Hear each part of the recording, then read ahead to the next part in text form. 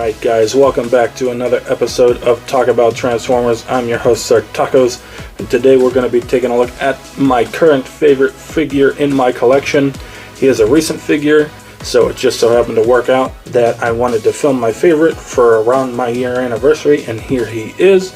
We will be going over why he is my favorite as we review him, the things that I like and dislike, and all of that. But before that, I wanted to announce something coming up. A couple of comments, at least a few, I have received, have told me that they enjoy how detailed my transformations are, and that was nice. I try to do it as cleanly as possible and, you know, like describe where and what and how everything moves.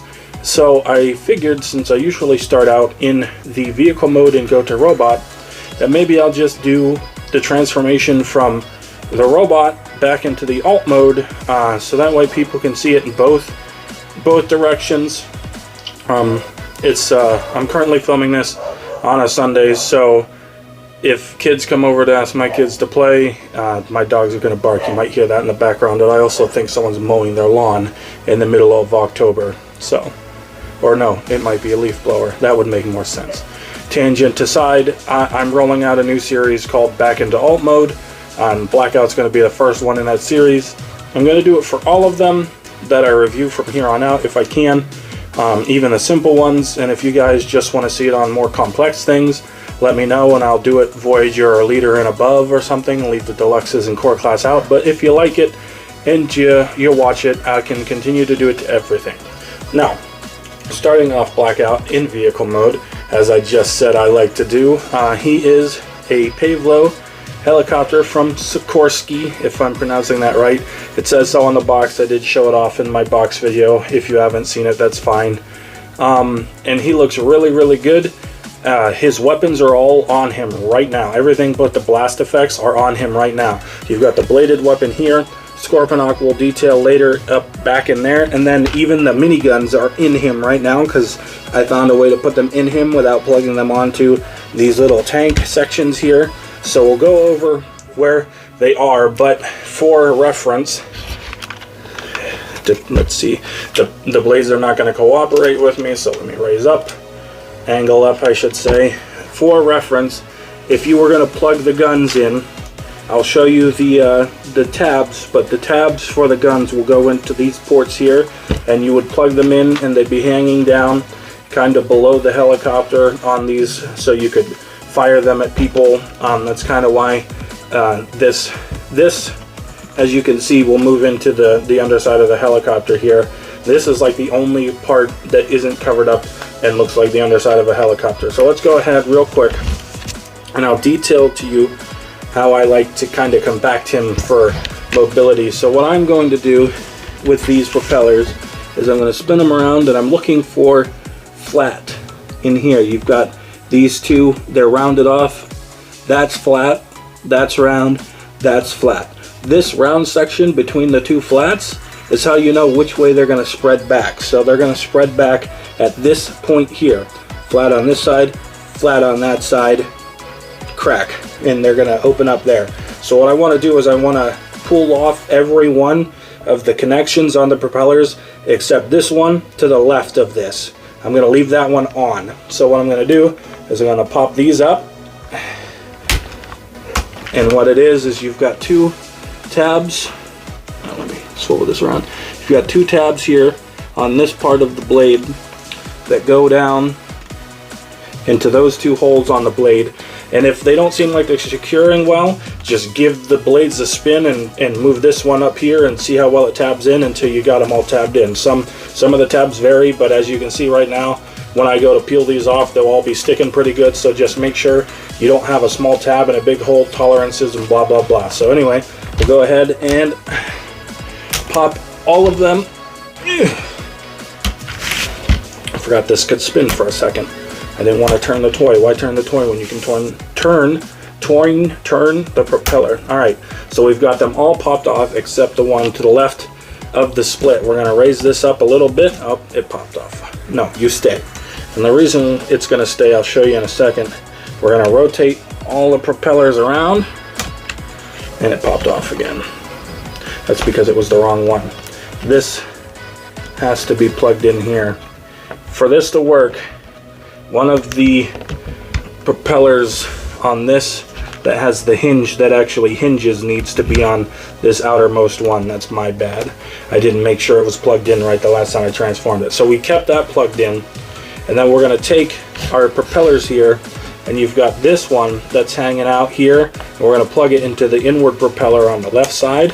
So we've got this plugged in here, this plugged in here, and then we'll go ahead and rotate this up, and that's going to hold this all together and keep this attached.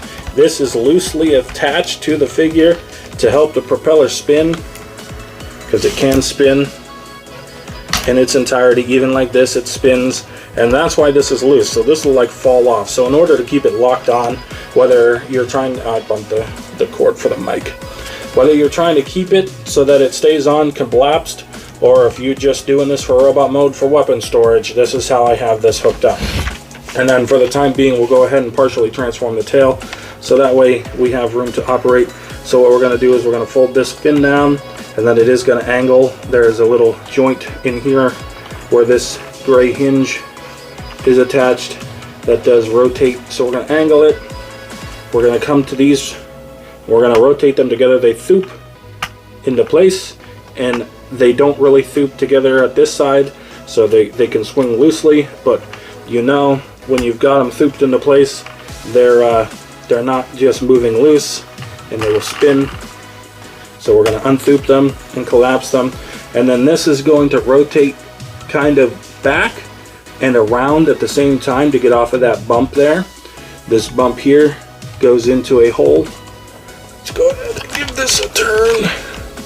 The propellers fought me. I filmed the back to alt mode already. The propellers fought me the whole time, so let's see if I can wrangle them better this time. This little notch here, right here. Come on, light shadows. This little notch right here, this little one, goes over that nub. So after you've taken it and folded it down, you've got a tab right here, and in the side of the tail here, you have your slot. So you're going to tab that in, just have that all folded up on the side. And this is kind of how I compact them if I have them sitting on a shelf or something and I don't want them bumping into everything. This is how I have them sitting. So we're going to put him like that while we look at all the details and stuff. So here we have him. We'll go ahead and start by looking at the front. You do have your kind of searchlight, I'm guessing is what this is, like a spotlight looking thing. I don't know for sure. I didn't research the vehicle that much. I just know that this is used to dispense fuel to other aerial craft mid-flight.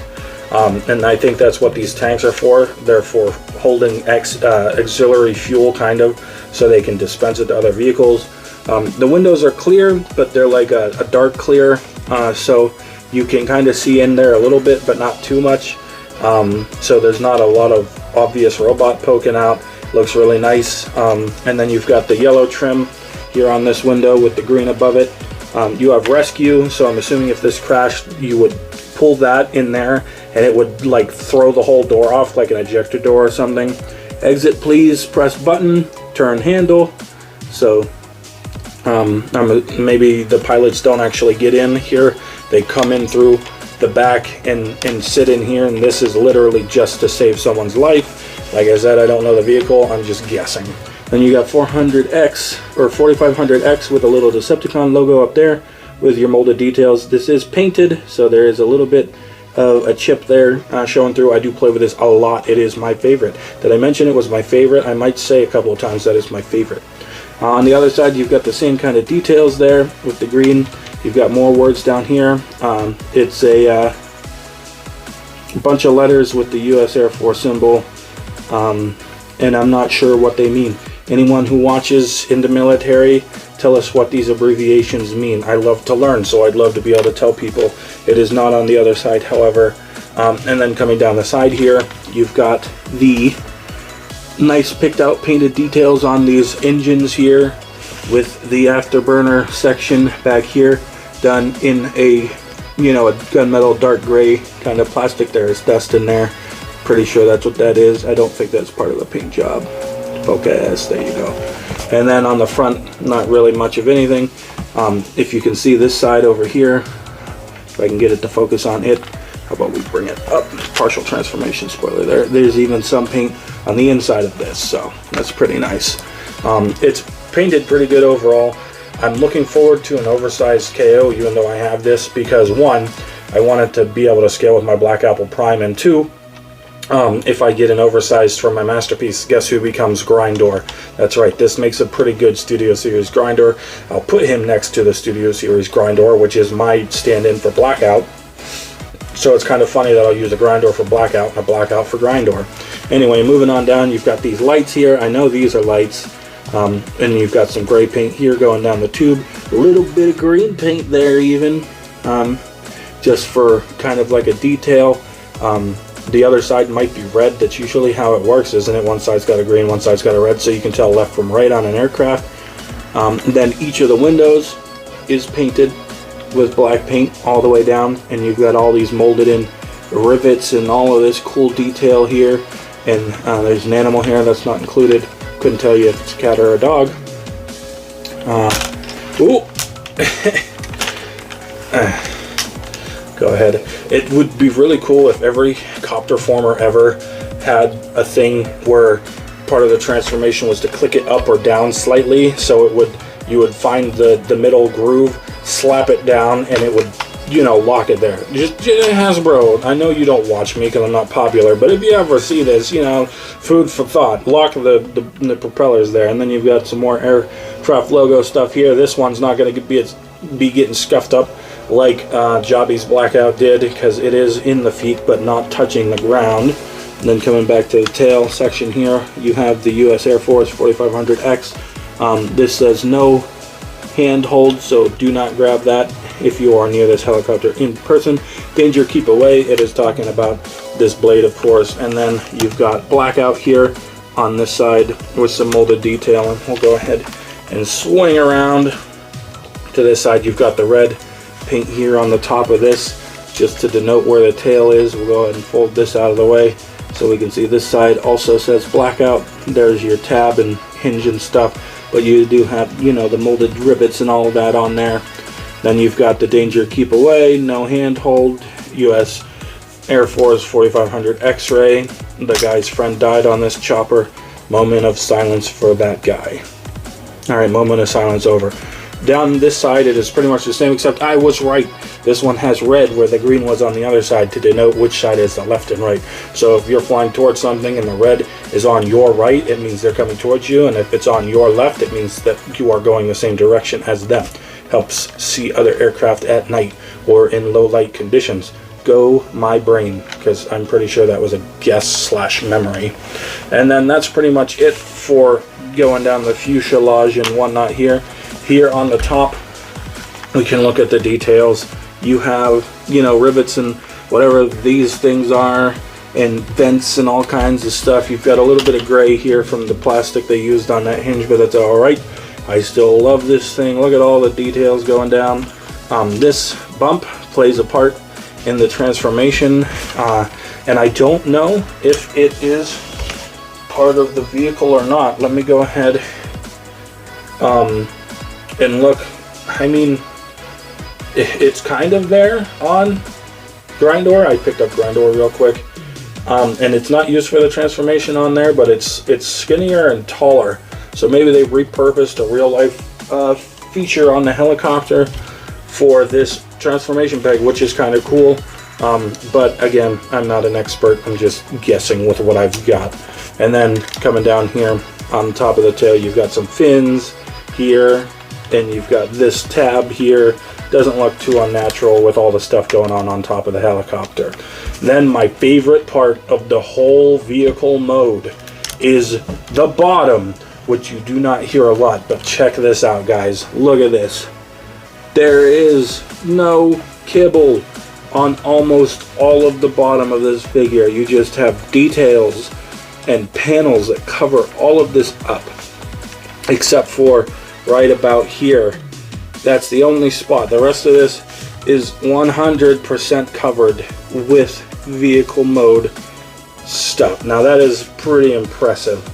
I know that some people might not like the robot mode completely for this, but the robot moves and looks pretty much like it should, good enough for me. And this is just impressive.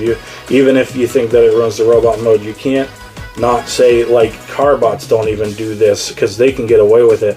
But on an aerial bot, you can see the bottom when you're making it whoosh around, and sometimes that's a disappointment, but not with this guy. And then, of course, he has the 3 wheels. They are screwed in here because they do roll. Listen to that. If you can hear it, let's roll the back one. I don't know if my camera is picking it up. We'll see when we go and watch the playback. But yes, that is pretty cool for a vehicle mode to have. And then if you come around to the back here, we can go ahead and take a look at one of his accessories, which is Scorpinok. I like to pop this out just to make it easier to get at this. So we're going to pull this door down because it does a lower like it would on the vehicle, and then I can go ahead and pop this stuff back together. Done. There you go. And you can lower this door to the ground, and there's Scorpinok. So the way Scorpinok attaches in vehicle mode is that you've got this tab in his belly, or slot in his belly. He is die cast, at least this part of him is, and it's going to go over this tab made out of these 2 tabs from when it comes together. And then you've got these slots up here, these angled ones, not this. This tab actually gets reused when it folds up for robot mode. I had a sneeze, but it went away. And then you've got the 2 tabs on Scorpinok's arms. So what I do is I tab the belly tab in first, and then I line up the arm tabs to get them tabbed into place. Get them tabbed into place. Oh, okay, it was tabbed in. I was thinking it wasn't bent in enough. And then you just, the tail will fold up straight like this, but I like to angle it down in there a little bit. Helps it fit better. And then you just close it up, and you've got these little nubs here. There goes my dogs. Don't know if you can hear it. You got these nubs that'll push in here and line up, and it'll all close up and look really nice there for you. So let's go ahead and pop this open and immediately take him back out again after I got it looking nice. And we're going to take him off, and the propellers are going to hit you guys in the face. I'm sorry, I keep slapping you in the face with them. I'm sorry, I'm sorry. We'll go ahead and close this up because we'll leave Scorpinok out for now. And then we'll actually go ahead and take a look at him. So, just about knocked my camera out of the holder. If you're wondering why there's some random additional light over here, it's because I'm filming in the middle of the day, and that's where the window is. So let's go ahead and turn this. We're going to crank us down a little bit so we can take a look at little Scorpinok here. This thing, I don't have Studio Series Blackout, but I do know that he's barely bigger than Studio Series Blackout. Miniature size comparison real quick, I guess. Let's go ahead and wiggle Ravage out of Grindor's backside. So Ravage is like Scorpinok sized, but way thinner, obviously. And so we can see by putting them next to each other that the Scorpinok that would come with the Blackout isn't going to be too much smaller than this one. The Blackout size difference between Masterpiece and Studio Series is much more noticeable than the Scorpinok one, if I remember from reviews. But there you have that mini size comparison. We'll put Ravage up for now. Actually, we don't need him. We can leave him out of the review completely. And then, so it's about the same size, but it's a little more articulated. And, you know, some people would like it to have more, but this is basically just a neato burrito accessory on a figure that I love, and it does the things. And so what you're going to do is you've got this little port here and this little peg here, and we're going to undo them, and then you can have his tail up, and we can spread his claws out, and there's his head, and we'll go over his paint, and then we'll go over his articulation that he does have. So you've got the eyes are painted in red.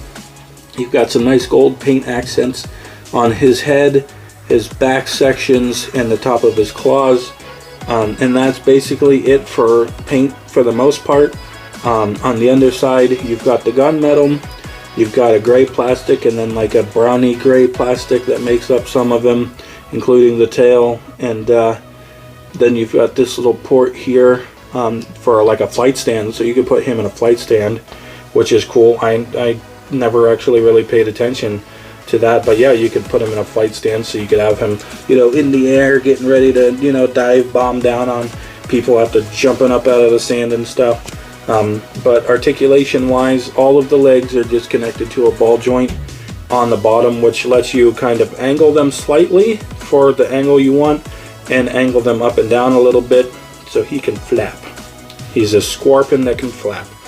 And then he's got a hinge or a pin here and a pin here, so you have this little double jointed arm, and then this is attached to another pin, so you do get movement here in the arm, about 90 degrees from straight or 180 degrees total forward and back.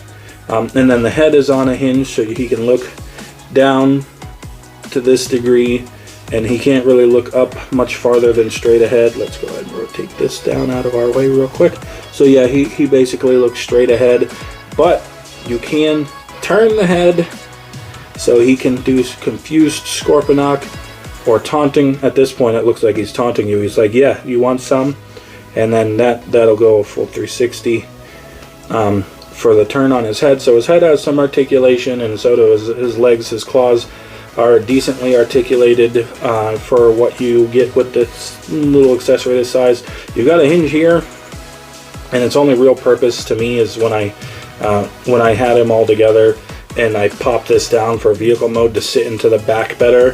That's all I use this hinge for. But now knowing that there's a flight stand on it and you could get him up in the air for something, the hinge becomes more useful to people who are going to do something like that. And then you've got two different hinges in the tail here. One here, it'll go from here all the way to there for whatever you need it to. This one will go 90 degrees and about 90 degrees, again 180 degrees total movement, kind of like the arms. Then this is a ball joint, so it will go forward and back, and you can rotate it around in there, but the cut is in such a way that you can't really turn it when it's facing forward that much. It'll do a little side to side wiggle more than anything else. And then that's it for tail articulation, which pretty much wraps him up. Oh, there might be, no, that looks, I can't tell if there's silver paint here on his face a little bit, or if it's just the light shining off the plastic at different angles. I don't think it's painted, but when I was holding him like this, the light hitting it right makes it look silver almost. But yeah, I think he's a pretty cool Scorpinok accessory. I like that Blackout came with it because Barricade did not get Frenzy. And you know, I'm not going to complain about him. I think he's a good accessory. So this is how we're going to have him stored when he plugs onto Blackout's back. So yeah, vehicle mode, kind of angle that down. Robot mode, angle it up.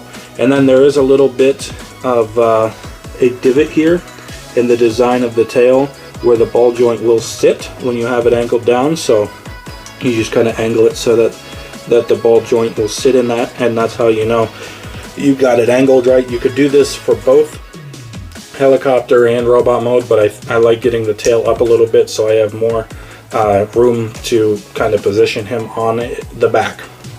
But we'll go ahead and set him off to the side. Actually, real quick, let's put him next to Blackout in vehicle mode so you can see how big he is compared to Scorpinok. And considering Scorpinok stabbed this through a guy's torso, and this is the, I mean, this might actually be pretty decent scale for Scorpinok compared to the Sikorsky and Blackout. Like, I'm not too good on Scorpinok's scale against Blackout because he basically just shoots him off, and that's the last time you see him next to him. You never see him next to him in vehicle mode, but it works for me. It works for me. We'll go ahead and set him off to the side. Now, his other accessories, we can take this off for now, since I did show you how it works. Let's go ahead and angle back up here. So we'll go ahead and detach these last two blades here. And we'll take this off and show you how it works. See this? This is not holding anything. I bet, I don't want to say I bet, but I wager, yeah, you can just tip it over and it falls right off. If you hear rattling, that's his machine guns inside. I'll show you where I have those probably when we start transforming him, because they're, other than putting him on the helicopter, which I described, sadly probably won't show unless I open that up first, but I'm pretty sure I'm going to transform the arms before I crack that open. But here is his propeller weapon accessory. The biggest part that bummed me about this weapon accessory, and probably the figure as a whole, was not being able to store it in the robot very effectively because it didn't hold on. But as I said, I discovered the way to kind of attach it in a way that satisfies me. It looks a little wonky if he's not using it, but it's weapon storage and it works. And so what you're going to do with this to transform it is you're going to pull this up, and then you've got these details on this side. So this whole thing rotates around in here. This whole section here with the tab and the slot that you use to hold it. So while you're trying to spin this, put your finger on the tab or somewhere along it, so that way you can spin this fixture on top of this gray thing that is attached to the spinning disc. So that way the helicopter detail is now facing the inside, and you've got the slot here and tab, same tab, come down, and now you've got the engine detail on the outside for robot mode, and then these two things will fold up. And I'm pretty sure that was more of a decision to keep it easier to package than anything else, because they don't function anything in helicopter or robot mode doing this, other than the fact that I found out how to use them to make it store my own way. So intentional hinges for packaging became unintentional great assets to me storing the weapons, so I'm not going to complain about it. But there's his blade weapon, so we'll go ahead and leave this off to the side, because I'm going to leave these retracted for the size comparisons, so that way I don't have to fight things onto the screen like the T-Rex and stuff. Go over there. Then his last accessories are the machine guns, which are inside, and we'll show those off before we do robot mode, and the blast effects. The blast effects I will not be showing off until robot mode also, because the guns aren't out, and so we'll show them off then. But I actually almost forgot to include them in this review, to be perfectly honest. I had to take them out of the box before I started filming because they never left it. I took the little weapon paper pouch out and got the weapons out of it, and or I should say my wife did, because she was helping me open them when I got them. So she took them out, and I told her just to leave the blast effects in there, and that's where they stayed until this moment. I've had this figure so long. I'll show that pouch off, because I want to show it off if I can, because I've seen some things on some groups I'm in on Facebook where people are like, I didn't get the weapons, but it's in a pouch, it's not attached to the cardboard insert and stuff anymore. Sometimes they're coming in these little paper pouches wrapped in tape, so I want to try and show that off when I can. But let's go ahead and get into size comparisons.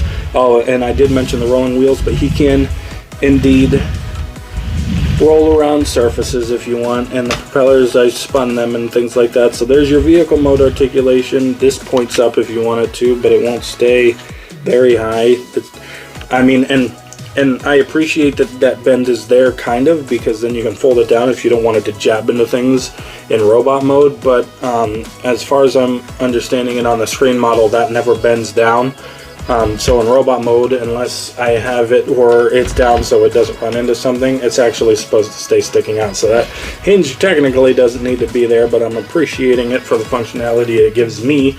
And we'll go ahead and do comparisons. This time for size comparisons, I'm just going to kind of mush him back a little bit and kind of put things next to him, because he is pretty big. So we'll go ahead and put him there, and we'll get ready to go into our size comparison. Alrighty, so here he is with our core class size comparison, which is the Kingdom core class Starscream. Here he is with the Bumblebee Movie Deluxe Class Studio Series Ratchet for your Deluxe Class size comparison. For our Voyager size comparison, here we have him with the Netflix/Siege Sound Blaster Soundwave mold. For a Leader class comparison, here you have him with the Transformers Crossovers Tyrannicon Rex figure. I actually like the scale of this too, kind of. I feel like if a guy got out of this helicopter, it'd probably be in a decent scale to get eaten by the T-Rex here. A little more dignifying than getting eaten off a toilet, let me tell you. Alright, and last but not least, for our comparison, here you have him with the Studio Series Blackout / Grindor mold. So this is going to have the Grindor colors, but it is the same exact mold as Blackout, minus the better hands and the accoutrement that lets Ravage plug in instead of Blackout. To be perfectly honest, if Blackout and Ravage are the same, or no, Blackout and Grindor are the same plastic color, and I don't have Blackout anymore, so I can't tell you if they are or not. You can actually pop this entire tail section off.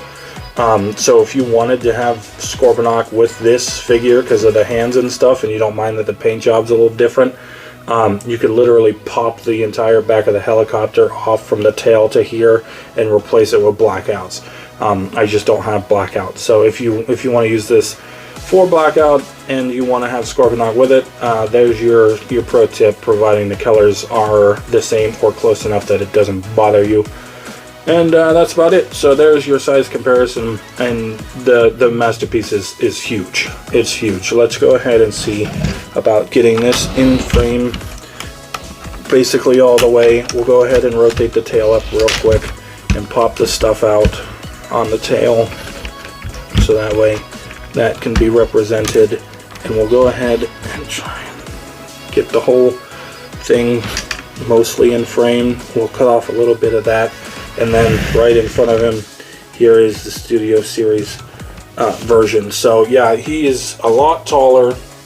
He is only a little longer, so one of these is longer than it should be, and I don't know if the proportions on the Studio Series are out or if the ones on the Masterpiece are out. But considering this is licensed and the vehicle modes on licensed figures are under more scrutiny, I would lean with the Masterpiece being the correct length proportion and the Studio Series being a little more lanky. But that's just, you know, basically a guess off of the facts that I have. So if you know which one is the stubby one or which one is the stretched one, go ahead and leave it in the comments for me, and we'll get on with the review.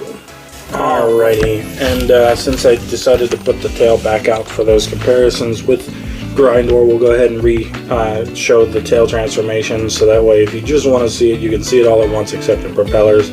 So we're going to unthoop the back propeller. It does not thoop into place when they come together. They are loose until they're not, and that's how you know you've got them opened all the way. So we'll thoop those. You've got a hinge down here and a hinge at the blue and gray plastic meat, so we're going to rotate the fin down, and then using this hinge here we're going to rotate it in, down, in, and then it's going to kind of line up with that all together.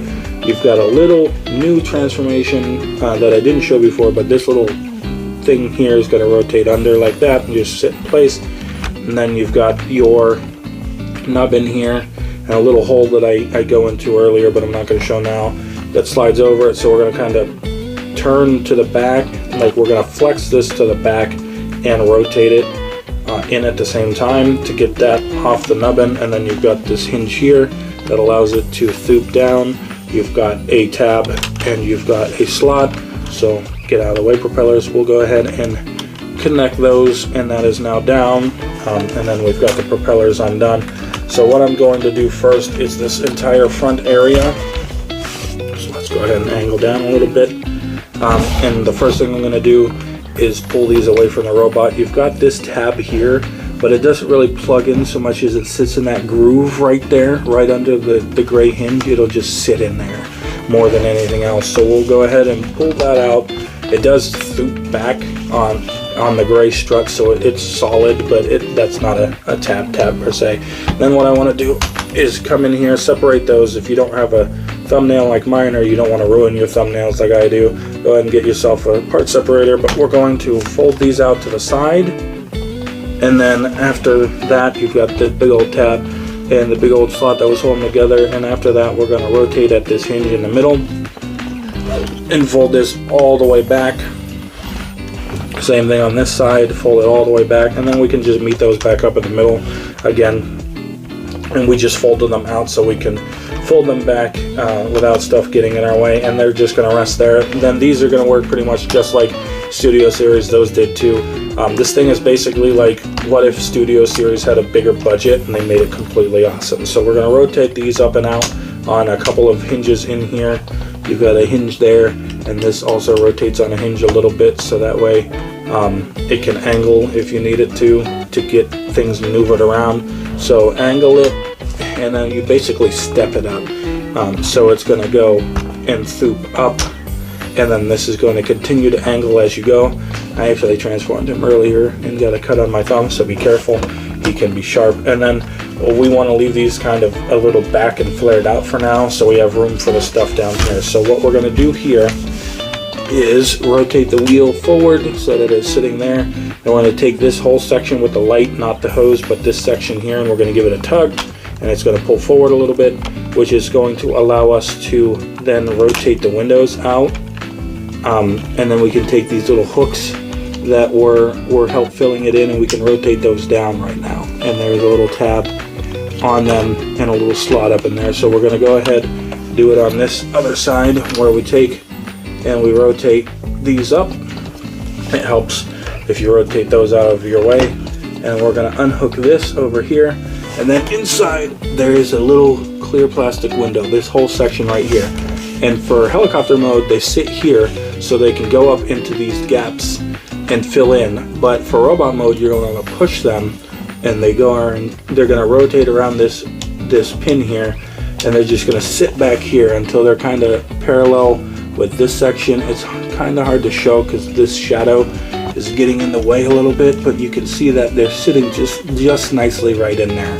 And so we're going to do that on both sides, and that'll kind of change how these plug back down onto it. So we'll go ahead and try and get that in the light. There you go. I think that looked pretty good. So then what we can do is we can rotate these back down, make sure this is still out. It's loose until it's actually locking things in place and the friction holds it in place. So we'll rotate these back down, and now because those are folded back, they can't fold in as far as they could for vehicle mode, and they're kind of sitting there now. I'm gonna kind of push this down to get this started, rotate this out a little bit, angle these back in. Since we're done with this part, we can fold these in all the way now, and those tabs, again, they don't do anything, but the windows do kind of sit in this molded section right up below them, so they'll just kind of rest in there, and you'll know they're in place, and then they don't really move after you get the arms transformed, and we'll show that. We're going to take this window section, fold it up now that everything's out of our way, and you've got a big old slot and a big old clear plastic tab that into itself, and then make it rest. And then just like Studio Series, we're going to go ahead and push up from the bottom and push up all the way until the head is out. And then what you're going to want to do is you're going to want to fold this down, make sure this is now pushed in, and rotate it all the way underneath. Something's not right. Oh yes, we'll push these back down. So what you're going to want to do is after this is pushed up, you're going to want to make sure that these are angled forward against the inside of this. So propellers, we'll go ahead and push that up again, and then just make sure that you angle those forward. I forget to do that sometimes, and that is what was keeping this from folding in. So now we'll do it from the angle down here. We'll be able to take it and fold it in, making sure it's pushed in, and it'll sit right up in there. And then I'm going to fold this flap all the way forward for now, just to keep it out of my own way. And there you have the front chest section pretty much done for Blackout. So we're going to go ahead and fold that down so the camera's not trying to focus on it. We'll go ahead and do one arm, and then I'm just going to jump ahead after I do the other one, because it's a lot of stuff. So this arm plugs in mostly back, propellers. This arm tabs in a few places in here, and you also have a tab here, and you have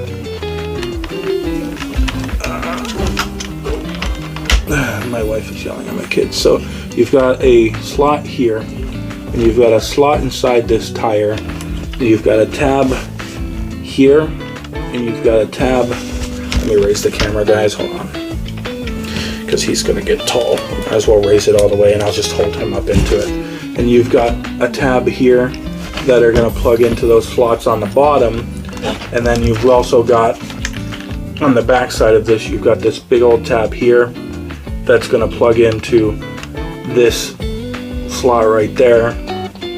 And I think that's all three tabs that are mostly holding this together, but you also have a nubbin right here.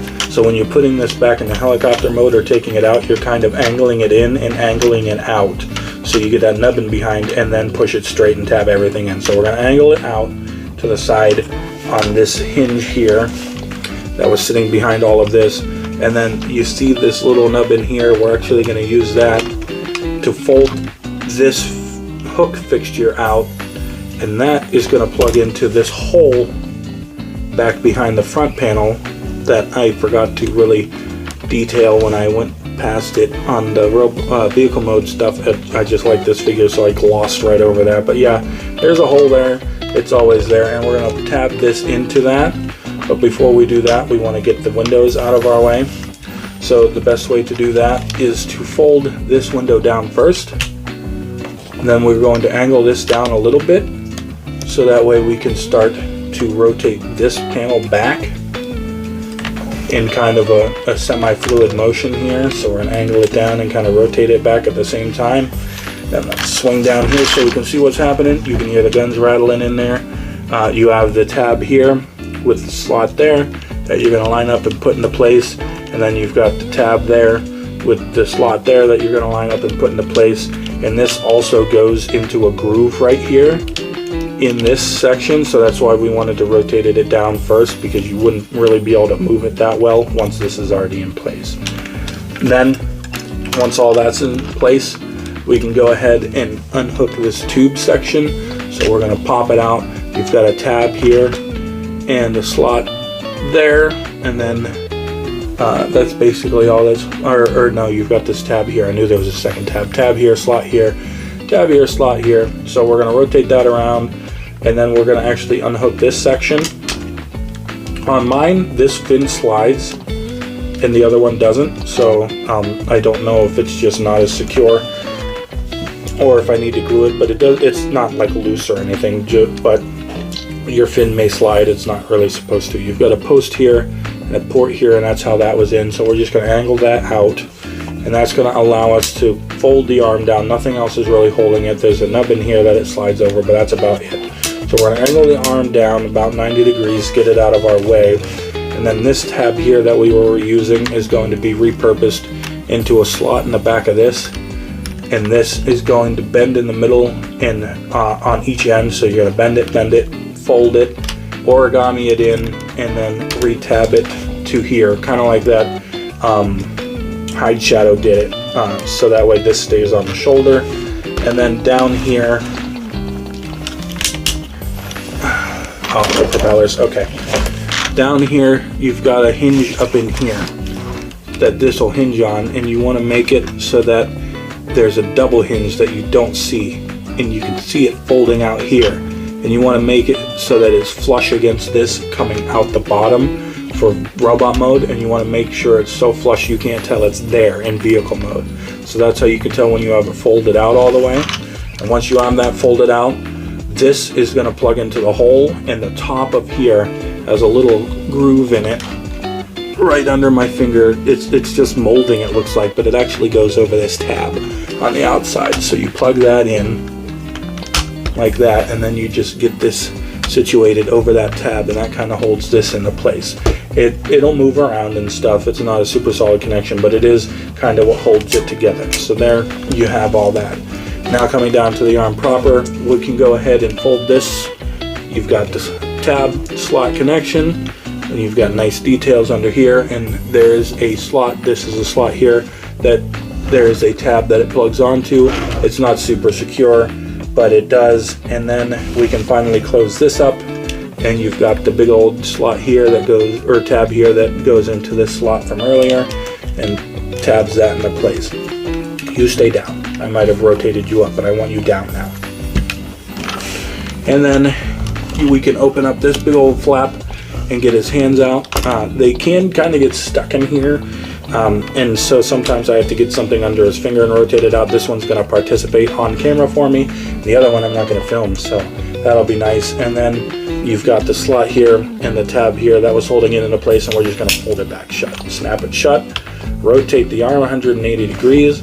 Rotate the fist so it's in the proper orientation. Make it a fist if you want it to be a fist, or whatever you want to do with it. And there we have an arm done. So we're going to go ahead and do the same thing on the other side.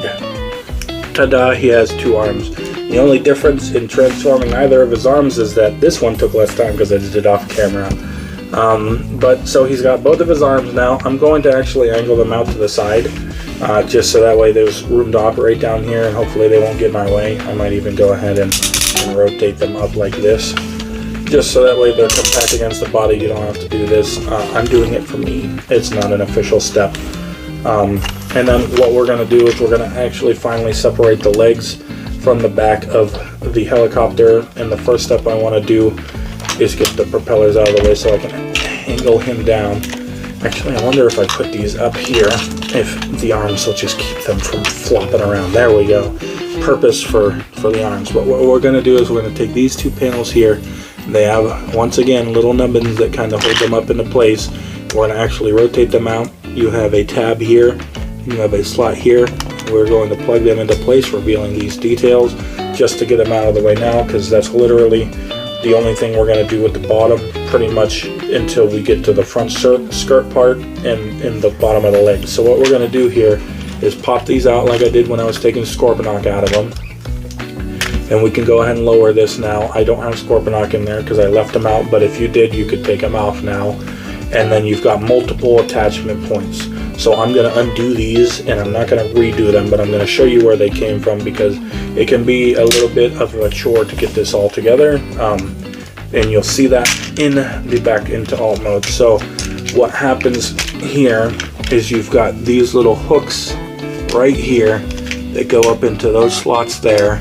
You've got these posts right here that go into ports right there, and you've got, you know, a couple of tabs that sit up in slots right there. So you're getting that all together, and then there's a port right here that this plugs into that came undone, and then you've got a tab that plugs in here that came undone too when I undid it. But ideally you want all of this stuff together and these angled pretty much down when you're going back into alt mode, and that'll all be in that video. So we'll go ahead and pull this up a little bit, and I have the guns literally just sitting in this area between the legs here is where I have the guns stashed, so we can go ahead and shake them out, and so you can take the guns and set them off to the side if you have them there.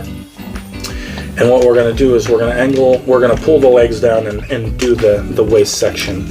So what happens here is there's two nubs that are underneath these panels that we have to pop out, and the hip assembly in here is plugged in at the same time. So it's going to sound violent and loud, but we've got the nubs out, and now we've got to undo the hips. There, hips are undone, good to go. So we're going to rotate this up. My son is crying, so I might get interrupted, we'll see. So the legs are up like this, and we're going to rotate at the hip ratchets 90 degrees so they're down.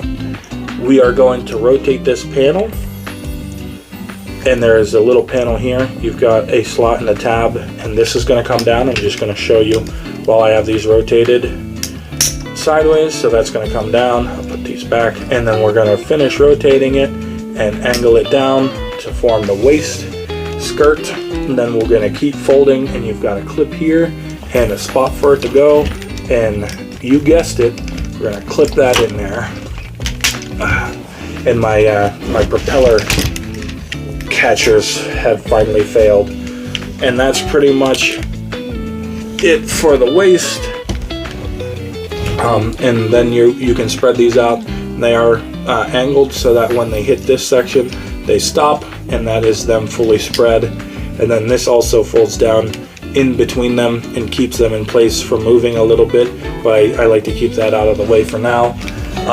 And then you can chicken leg him however you want, but I think I go from straight down, and again this is going to be tall for now, from straight down like this. I click it 2 times so that this still sits flush without being pushed forward by the legs, and that's the amount of clicks I use. So now we'll go ahead and angle back down. Whew. I think I had a lot of angling when I was doing. I actually already filmed the back into alt mode, by the way, so I got a little more practice handling him while I was doing that in front of a camera, but it's been a minute since I've handled such a big boy. My wife is shushing my children. Hold on, someone's knocking, let me pause. Alrighty, I'm back. I ended up re-angling the camera by bumping into it a little bit, but same thing as the arms. We're going to do one leg at a time, or one leg, and then I'll do the other one quickly off camera. So we'll straighten this back out, and we're going to separate all of this. You've got tabs and ports or tabs and slots all the way down. All the way down. That's what's holding it together, is tabs and slots. So I'm not going to sit there and point each one out. You'll be able to find them and marry them up. But what we're going to do is we're going to fold this out for vehicle mode. This hinge here is going to be flush with all this. So what we're going to do is we're going to fold it up, and you've got a slot. Let's rotate him slightly. You've got a slot here and a slot here, and you've got this tab and this tab, and they're going to marry up there. So we're going to fold it on the double hinge and spin him around, and then you can see that these are going to line up here, tab into place, cover up that tampograph that I said won't get scratched up. And then, like earlier I said, you've got this tab that's going to go in here, and you've got this angle tab that's going to plug into where Scorpinok's claws went, so everything is sort of repurposed. And then again, on top of that, you've got a tab right here that's going to go into the slot here. I remember when I was filming back into alt mode for this guy, I couldn't remember what went where because there's a lot of tabs and a lot of slots. My only critique with this figure that I really have still is that the waist is pretty loose. That's something I think I'm going to fix, but I didn't want to until after I reviewed him. Alright, so we've got all that done. Now what we're going to do is take this entire panel that we just collapsed up. We're going to rotate it 180 degrees. Let's go ahead and try and spin him. He is big and heavy, so we're going to rotate that 180 degrees, and it's going to rest like this.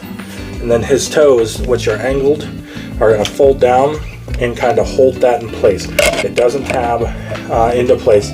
So again, it would be kind of nice, but it's not too world-ending that it doesn't. And then you've got his heels back here that are going to fold down and also hold that into place a little bit.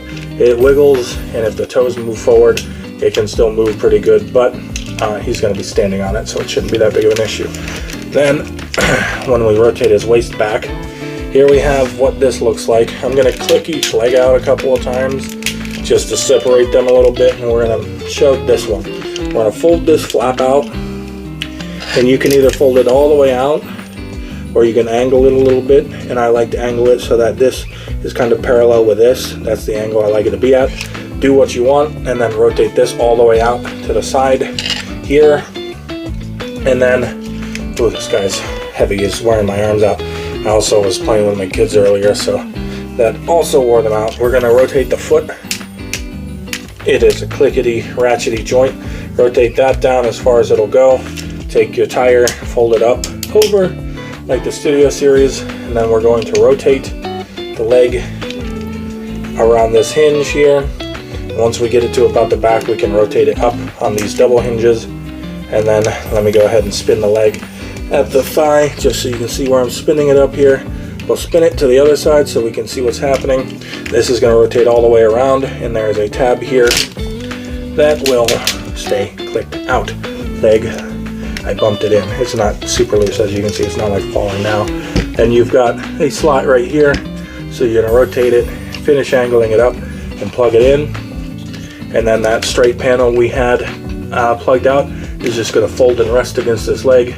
There isn't any tabbing spots, but as long as this back panel is tabbed in, this will stay where it needs to. And there you've got his leg done, other than however you want it to chicken. And for me, like I said, I have the hips clicked a certain way, and then I'm going to click and fold this out, fold this section out, and I'll kind of show how that goes in a little bit. But what I'm going to do is I'm going to click this all the way in, and there's kind of a half a click at the end that I'm going to leave clicked out, and then I basically just fold at the other hinge until it looks like he's going to stand straight. And there's a leg. So let's go ahead and get the other one done again. Whoosh! 2 legs all done. And now at this point I'm going to actually take this waist thing and fold it down like I had it earlier. And then for these bottom panels, what you're going to do, at least what I do, is you've got this section here with the slot in the middle a little bit, and I'm just going to put it around this middle section here and tuck it into place. What I had been doing was actually pushing this forward more and pushing it past it, so it sat behind it, but that was actually warping something. I do not recommend it. Just kind of rest it in there on both sides and stand them up, make sure you didn't have something angled wrong, which I do. It's not you. What isn't clicked over here? I want both my legs looking the same. Alright, I'm going to pause it and see what my legs are doing. It might be because the back is weighing him down. I'll figure it out and then we'll come back. Alrighty, I'm pretty sure they're exactly how I want them, but the backpack's causing some issues. So we'll go ahead and take care of that, shall we? So we'll go ahead and spin him around to all of this back stuff back here, and we will start working on it. Alright, just going to stand over there. Let's rotate this out of the way. So what we're going to do is we're going to angle this down, which is going to dislodge these two tabs here from underneath the panel, and then after that we're actually going to take it, get out of the way. Oh, I can put them back behind the arms now.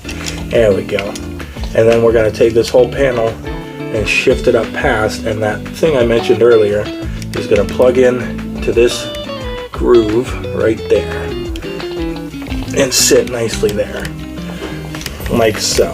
And then we're going to take this whole section and rotate it around, revealing some nice robot details. And we're going to take these fins, and this is the hinge we hinged them out on, and there's a hinge in the middle, and sometimes they like to try and go at the same time, but yeah, you want to hinge those in, and you want to have it so that this slot is facing out on this.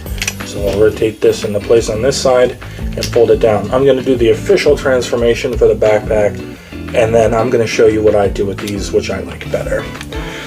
So we're ready to go. We can actually fold it up on these hinges, just like the Studio Series. Before we do that, real quick, it should be easier to film now.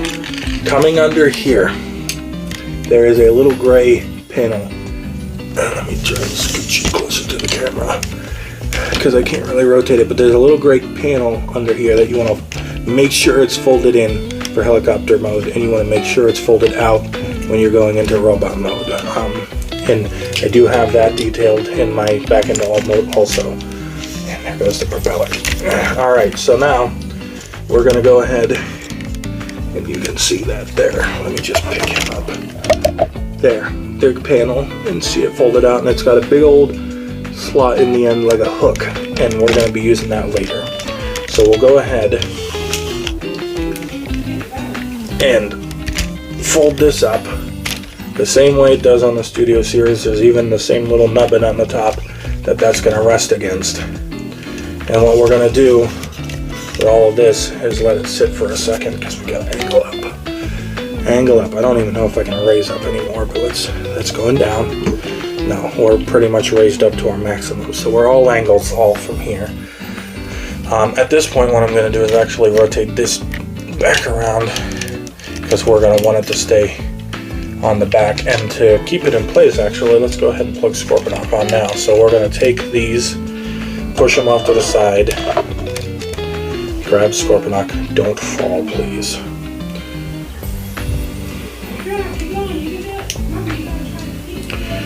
And then on the back here, you've got the big old tab, and you can plug Scorpinok's big old slot onto it. I plug him facing down. There's nowhere to plug the arms in, so it's not really gonna matter where, but I plug him facing down because I think it fits with the propellers better, and now they're not gonna be flip-flopping all over the place, hopefully. So what we're gonna do here is we're going to be angling the motor section out of here. So we're going to pull it up and forward, kind of get your hand up in the gap and pull it up and forward and wiggle it around the stuff, and you've got this intersection here that's going to rest up against the window, and you want it to be resting like that far. And then what we're going to do is we're going to fold this in half. It's not going to plug into itself or anything, but we're going to fold it up. Let me do that again closer to the camera. So the gray hinge I mentioned earlier is a double hinge. These are going to fold up onto each other on both sides, and then we're going to swing this through them.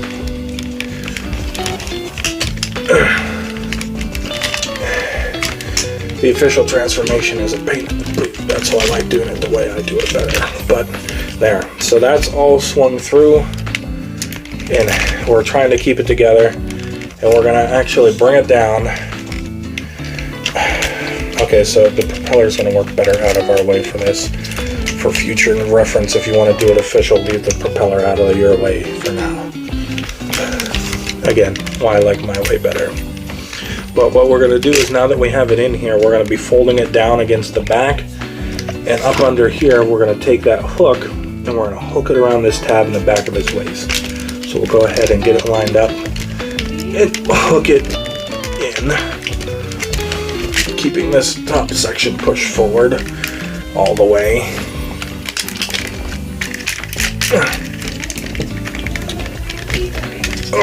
Hold on a second, guys. I'm going to take this off from front of the camera and get it done. I got something clashing with something else.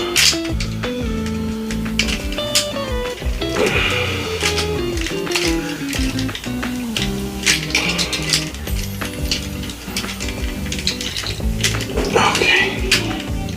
There we go. And Scorpinok fell off, and that's fine. I'm just going to leave him off for now, since we're not using him anyway. And we'll go get him back in front of the camera, and there you have the tab hooked around there, down in there, and then the helicopter tail will fit into a groove that's on this side. Does not exist on the other side, so you know that's in place. And then on this back section, you have these holes here, and you have clips right here on these, and they are going to go down in between this. The propeller's in the way, sorry, and clip in to the sides here.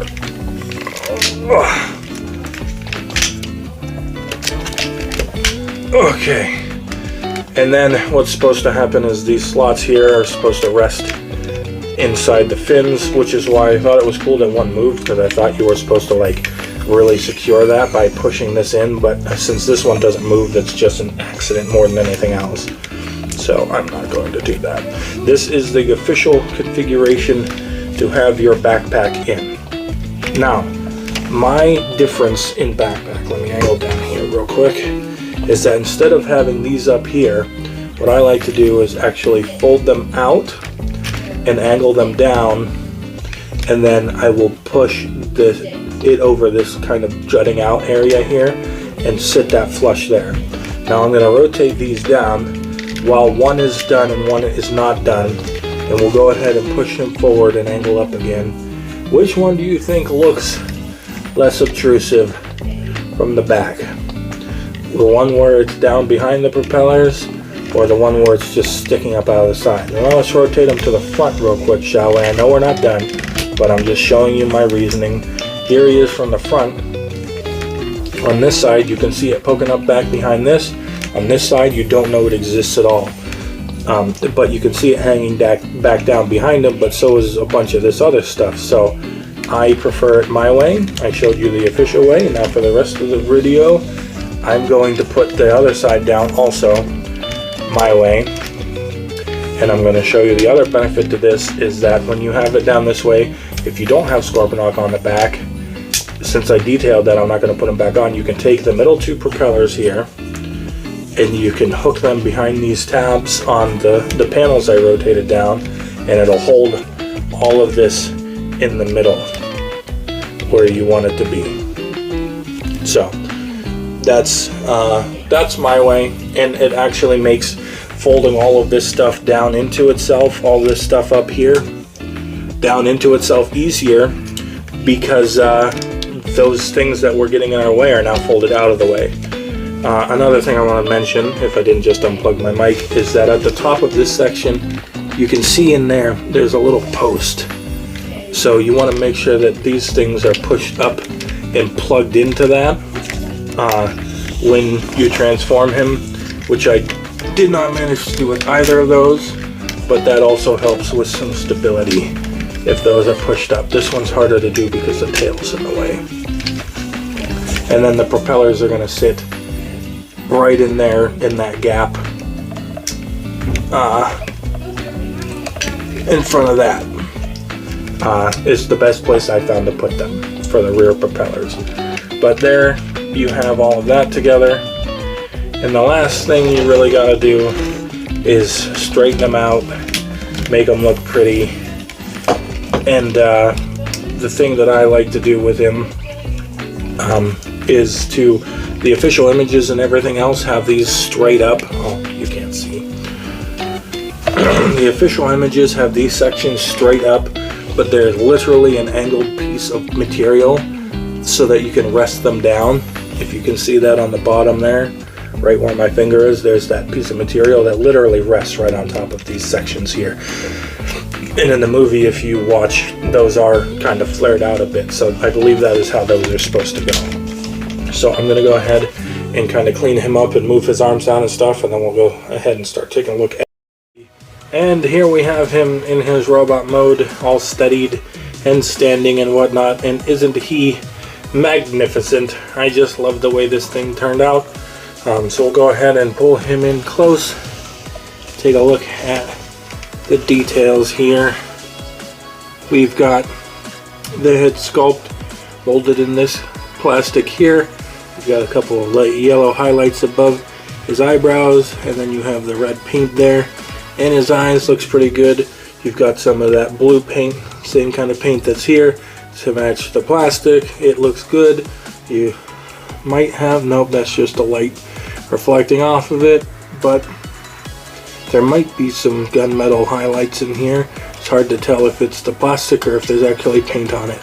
It's probably my light shining out the plastic, giving it two different tones, but it still looks really good.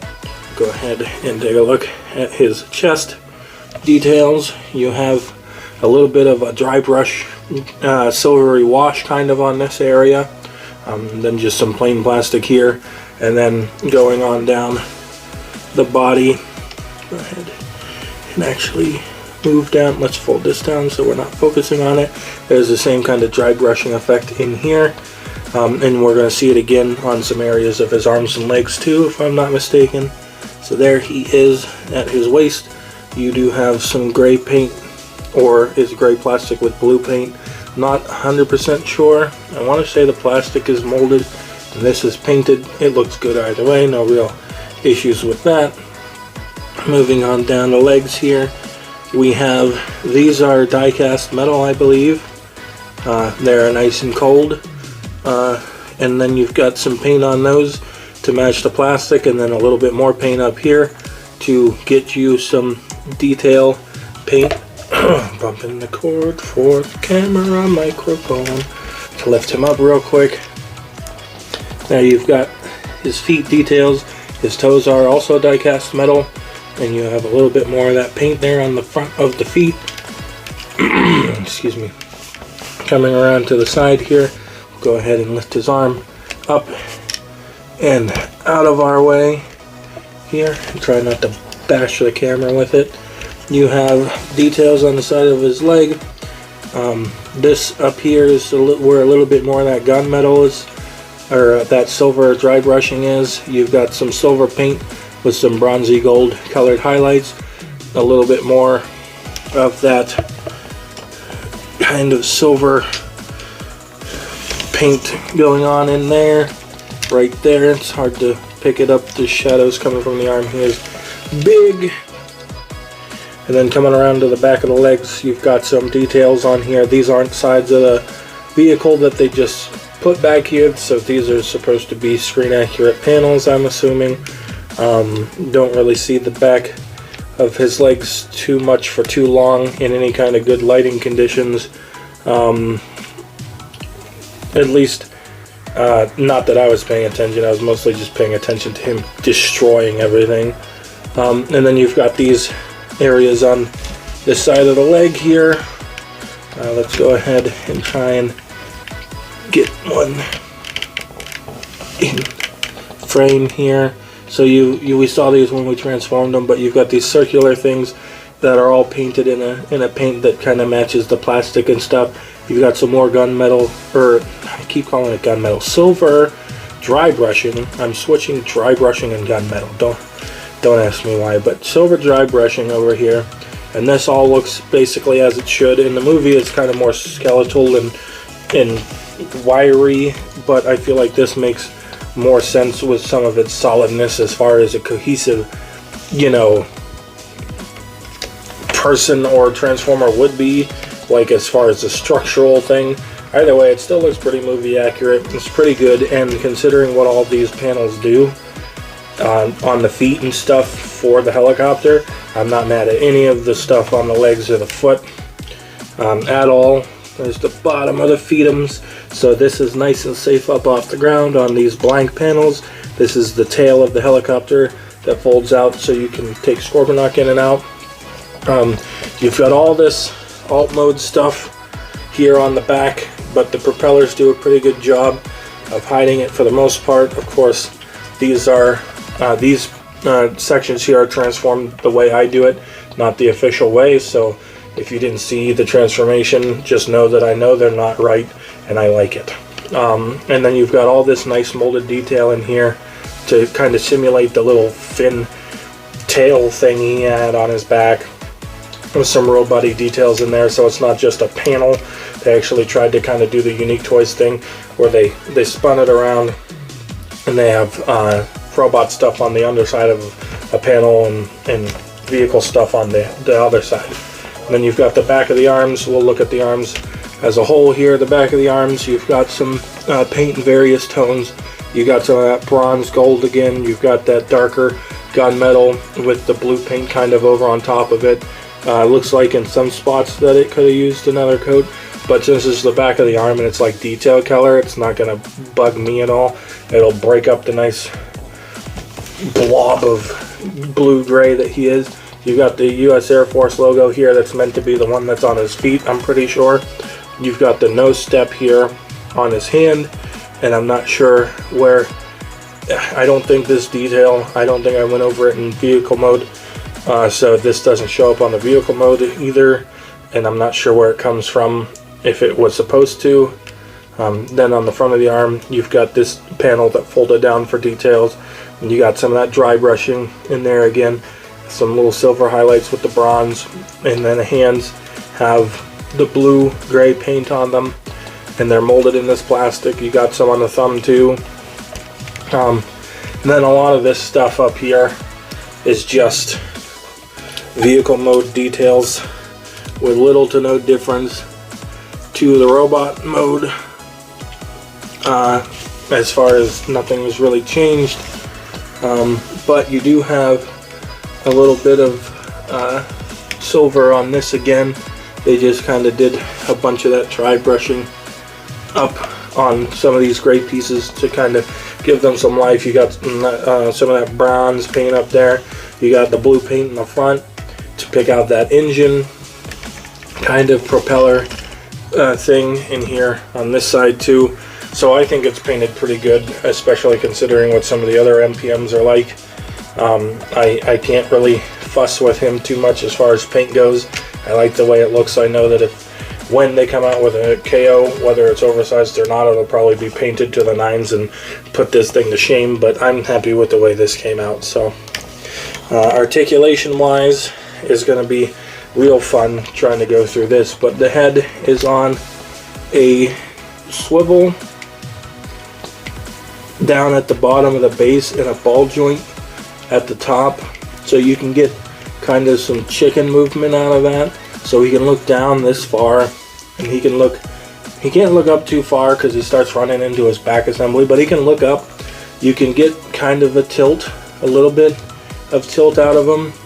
Mostly you can turn his head, kind of give him some attitude, but mostly he just looks down at you menacingly because he's so big. As far as the shoulder goes, you can move the arms out. Oh, let me go ahead and angle down. Sorry, he is a lot bigger than what I'm used to dealing with. You can go ahead and angle his shoulders out on these outward movements, and they'll get you about that far. You can rotate forward and back on a ratchet. Forward movement gets you about that far, which is pretty good. Backward movement will get you all the way back to here, so that's also pretty good for what it is. You've got a full 360 at your bicep. The elbows can bend a little bit the wrong way, all the way to 90 degrees, and they are ratcheted, as you can hear. You've got the same kind of wrist and movement that you have on the Studio Series. If I'm not mistaken, it has pretty much the same stuff here, where due to transformation you have an up and down, you have a swivel, but unlike Studio Series, the two pointer finger type fingers are separate, but they only have the one knuckle hinge, nothing at the base. Then the thumb, you have a base hinge, but nothing at the knuckle. So I feel like they could have had a little bit better with this, but again, I'm not going to complain too much. Optimus Prime's fingers weren't even articulated at all. I'm pretty sure they were just, I want to say like maybe he could point, but I don't remember for sure what all he could do, but I didn't like it. And then, I don't know, bumblebees weren't that bad. Maybe if they made them more like bees. But he has, as I mentioned, a waist swivel, so something else that the leader doesn't have. But again, mine's pretty loose. I'm going to try and fix it at some point. But it's really my only big complaint about this guy is that he's got a loose waist. Hip articulation. Let's get the arm out of the way, or try to. It's going to run into the backpack, especially with them chicken legged. But if I folded this all the way forward as far as I can, you can probably get a good 2 clicks back before you run into his butt stuff. And then if you folded this forward, the skirt only goes forward this far. So you're only going to be able to click forward as far as the skirt's going to go out. But if you tilted the leg to the side, you could definitely get some more clicks out of it. It's ratcheted forward, back, and side to side. You can do the full split. He's got a 360 at the thigh swivel. You've got double jointed knees that we showed off for transformation. You've got ratchets here. You've got ratchets here. The foot is kind of ratcheted. It doesn't really go forward, but you can ratchet it back due to transformation. And then he does have a pretty good angle pivot, actually. And that's about it for your articulation for robot mode. So I'm actually going to pause this and get his legs back together again, and then we'll go ahead and start looking at some accessories. Alrighty, there he is standing straight. I'm pretty sure he is straight, by the way. I know it kind of looks crooked, but I think that's either my camera or my table that's giving me that angle, because I'm pretty sure he's about as straight up as I'm going to get him. So, but anyway, Scorpinok, we kind of showed off pretty much everything he could do in this mode, because he just kind of sits on his back, or you could have him deployed, so I'm not going to worry about that. But we can bring back in, oh, I just killed Skywarp for the size comparisons. We can bring back in the little spinny blade here, and what you can do with this is spin his hand to whichever angle you want it to be at.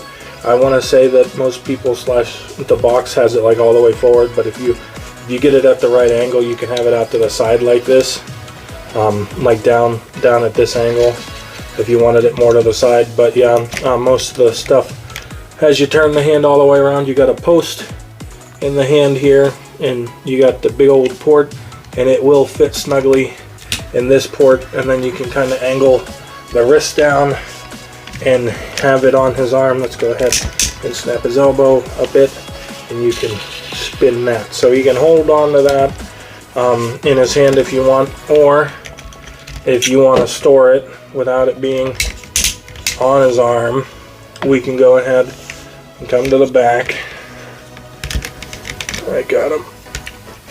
Come to the back, raise back up. I'm all the way up, angle back up, and we just hook it in the same way that we took it out, where we're going to bend these. We're going to put this in the farthest to the right, and then we're going to take this one that's hanging down and put it to the one on the inside here, making sure that the post is in the hole. It's not going to help, but it'll sit in there. And then we've got that on his back. He is leaning back. Go ahead and extend those one and see what that does for us. That's better. There. There we go.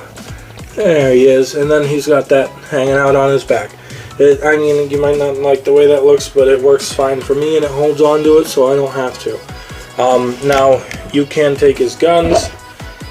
And I had problems with these, but I figured it out. At first, when I was using his guns, I was just kind of trying to shove them on there and put them in the hole, and they don't hold on securely at all if you do that. What you want to do with his guns is take the corner closest to the barrel and put it in, and you want to angle the gun, or no, you want to take the corner on the back and put it in, and when you put the front in, you want to angle it and it'll snap, and it'll actually pop in there pretty good.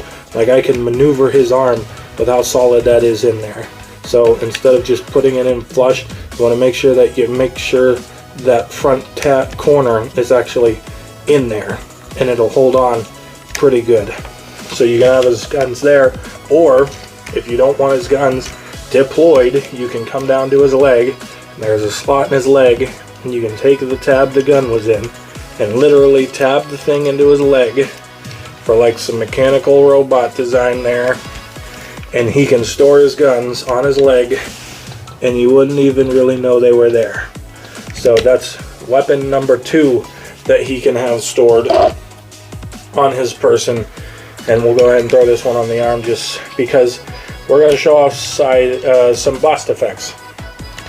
So we'll get his arm kind of raised up in a firing position, kind of make him look at his target, and we'll go ahead and grab our blast effects. Now, if you watch my channel for a couple of videos, you'll know that I've mentioned this. Some of the weapons these days are coming in these little paper packages that are covered in tape. So if you can't find your weapons in your box, they might not be in the cardboard anymore. They might be coming in something like this. So make sure that you're looking at this. It's not just packaging material. And here these are. They haven't left the packaging from the box at all yet. And you've got 2 different blast effects. Oh, let me show off the gun in front of the camera. Someone check this for me. I think this might be literally the same gun that came with Starscream. I don't have the original Starscream anymore.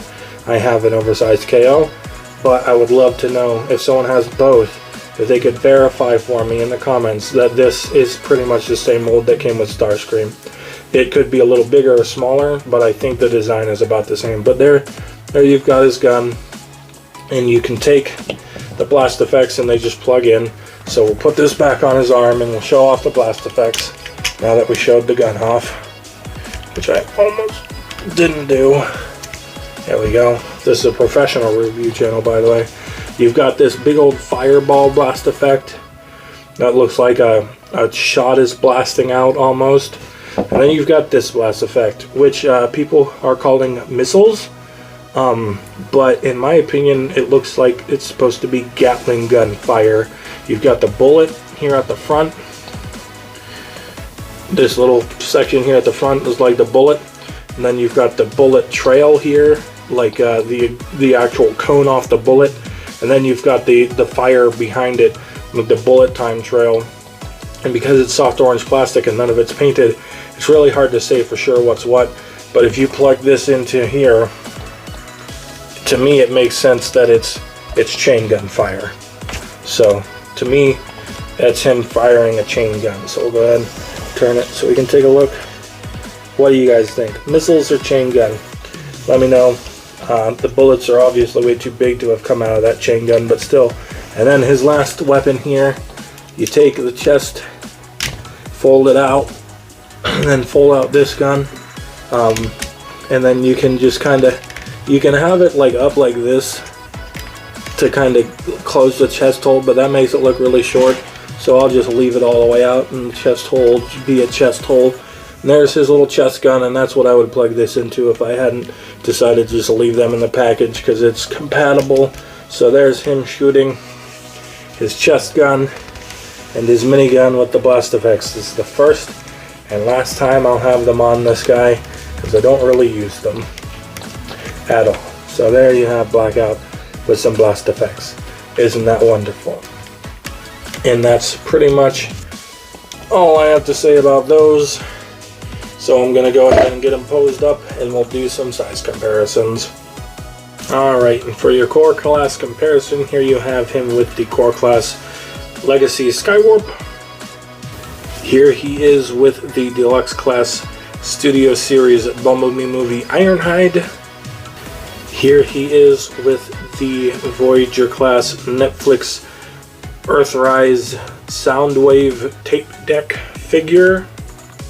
Here he is with the Kingdom Leader class Megatron mold. And last but not least, here he is with the Studio Series Grindor figure, aka the Studio Series Blackout mold with better hands and a dirty paint job. And I threw Scorpinok in because I almost forgot to have him in there. So you can see how big he is next to Blackout in robot mode, and how big Blackout is to other Blackout in robot mode.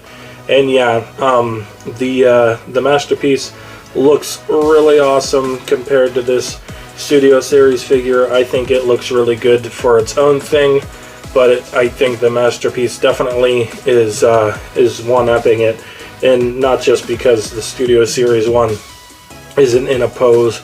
I transformed it and I forgot to pose it, so he's just kind of standing there like a dingus. But yeah, there they are from the front. Let's go ahead and do a side profile. The Studio Series one also could have used some knee ratchets, I think. So we'll go ahead and move Scorpinok out of the way for a second. There you have them from the side. Now they both have stuff hanging off their back, and his is definitely much farther out, but I think that it does a really good job of kind of looking close to the movie from certain angles, and it does a lot more in vehicle mode than this one does, and it has a lot more going into that. The tail is in there, it's not just hanging off the arm. Here they are from the back, and Blackout wants to lean over a little bit, but there you go from the back. Even the back looks better. Like I said, you've got the robot details instead of just a slab in there, and this can either be in there or it can be out of there. You don't have it just hanging out on the back when it's supposed to have transformed into the thing from the front. So this makes more sense to me because it's like details of the back of it transformed and whatnot, or it's not there at all. And that's pretty much it for a comparison between the Masterpiece and Studio Series. The Masterpiece is better, but I'm still really happy that I have the Studio Series. And like I said, if I end up getting an oversized version of the Masterpiece so that way I can have it fit with my other oversized Masterpieces, guess who's gonna be Grindor? That looks like a pretty good Grindor size to me for your Studio Series collection. Let me know what you guys think about that. But that's about it for size comparisons, so we'll go ahead and get to the end of the video. Alright, so this is going to be really short on the negatives. My only real negative with this whole figure is the waist swivel is loose, which I might be able to fix, I might not, I don't know, I haven't looked to see if I can take it apart yet. But that's pretty much it. Everything else this figure does pretty much works for me. The weapon stores in robot mode, all the weapons can store. Everything that he holds is on him right now, except the blast effects and Scorpinoks on the ground, but you can put them on the back. In vehicle mode, you can have everything stored on him, whether you have the guns on the outside armed up, or you have them stuck in the middle of the legs on the inside, just hanging out, hiding in there, so that way you can have them with you. He can hold them all in both modes. This is closed all the way, yeah, there's a little gap there, I just noticed that. That's okay, it still looks good. But he can have all his weapons in both modes, armed or unarmed. He can hang on to them all. The bottom of that helicopter is like a miracle. Like, it is super clean. The only things I can think of that really come close are like the Zeta Blitzwing or the Mechanical Alliance Blitzwing, or I think there's a line of aerial bots out now that are kind of doing that, but I haven't watched any reviews for them because I know I'm never going to end up with them. But yeah, and this is on a Hasbro thing, it's not third party. This is the first time I can think of that, and go ahead and let me know, but this is the first time I can think of something like this happening from an official figure, where it's like a real world alt mode, and the bottom is basically completely filled out, and the robot has a bunch of junk on its back, sure, but a lot of that is supposed to be there, so I can't fault it for it, for the most part. And what is there I can forgive because of what the vehicle does. So I think the articulation is good for, he basically just stands there like this looking like he's going to wreck you. Even if I had the weapons in, I'd basically just have the blade on the hand in the back rose up like he was gonna, slice you up, and then turn this arm around and put the chain gun on it again. But I really like this pose. I also like putting him in a pose where it looks like he's reaching down, like he's going to get information when he attacks the guitar bass. He can do that. I actually had a picture where that pose where he's doing like the superhero landing, he can almost do that. The only thing that really throws it off is that his hands don't open up quite wide enough to make it look exactly like the picture, but the legs can basically do it and everything else can basically do it. So yeah, this is definitely my favorite MPM figure that they've released. It's my favorite figure in my collection right now. And there's a little bias in that, of course. If you've watched me for a while, you know that Blackout's my favorite movie Decepticon. So this is, one of my favorite things brought to life on my table. So that has something to do with it. But I also think that based on what this figure does, it's pretty much fantastic. It basically took the Studio Series one and kind of cleaned up some of the issues it had, like the arm kibble and the feet a little bit, and made everything tab in all nice and secure in both modes, because the shoulders aren't really going anywhere and stuff like that. And it made it from a great it made a great leader into an amazing masterpiece. And I think that if you were looking for one and you didn't have Hide Shadow, that this would be the one to get. If you have an oversized collection, wait until the oversized knockoff comes out. I know it's coming. I got the oversized knockoff of Starscream. I want the oversized knockoff of Ratchet because mine's too small. I have Black Apple, Optimus Prime.